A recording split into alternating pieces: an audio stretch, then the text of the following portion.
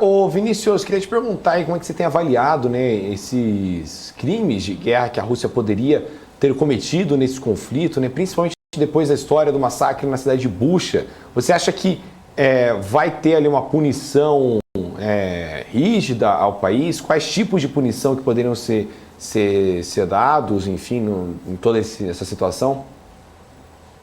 O desejável seria que nós tivéssemos uma punição, né? Crimes de guerra são crimes contra a humanidade, são crimes bárbaros, né? Tudo indica ali que houve de fato um massacre, né? A Rússia procurou desmentir a versão ucraniana, mas tudo indica a versão ucraniana tem um fundo muito forte de verdade. Claro que formalmente depende de uma investigação independente aí por parte de organismos internacionais, mas aí nós entramos numa série de complicadores. O primeiro deles, para punir a Rússia, que eu vejo como grande obstáculo, e mais especificamente Vladimir Putin, é o fato de a Rússia ser um membro permanente do Conselho de Segurança da ONU. E o Conselho de Segurança ele tem aí na prática, né, para simplificar aqui a história, uma espécie de poder de veto sobre decisões que poderiam ser tomadas em outras instâncias contra a Rússia. Então, esse é o primeiro ponto, né?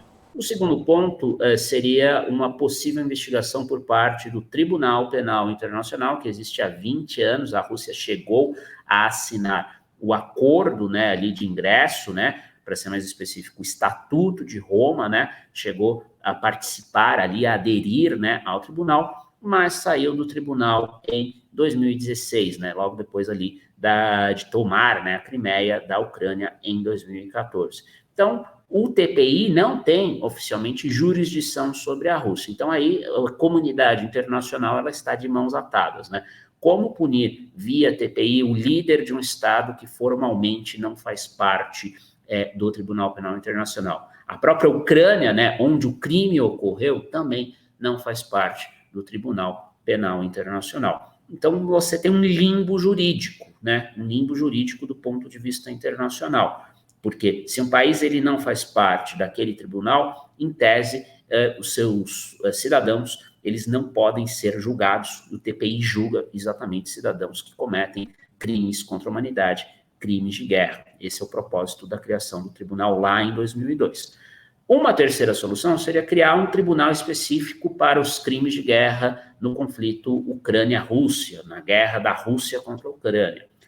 O precedente para isso são potências que foram derrotadas, né? Ou potências que não são tão potências assim, né? Não são grandes potências, são fracos, países fracos. De que países eu estou falando? Houve tribunais específicos para Ruanda, no caso do genocídio lá dos anos 90, para crimes de guerra ali na antiga Iugoslávia, nos Balcãs, que estava ali a Sérvia, né, enfraquecida, e o clássico, né, que foi o Tribunal de Nuremberg, lá no Segunda Guerra Mundial para julgar justamente os nazistas, né?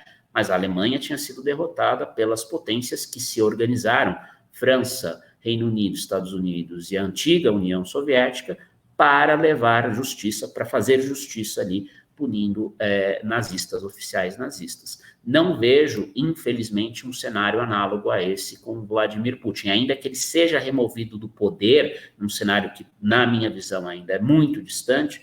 Nós não podemos esperar que um futuro governo russo entregue a cabeça de Putin de bandeja para o Ocidente, para que ele seja julgado num tribunal ad hoc, né, como se diz formalmente, ou seja, um tribunal criado especificamente para julgar crimes de guerra relacionados a um determinado conflito.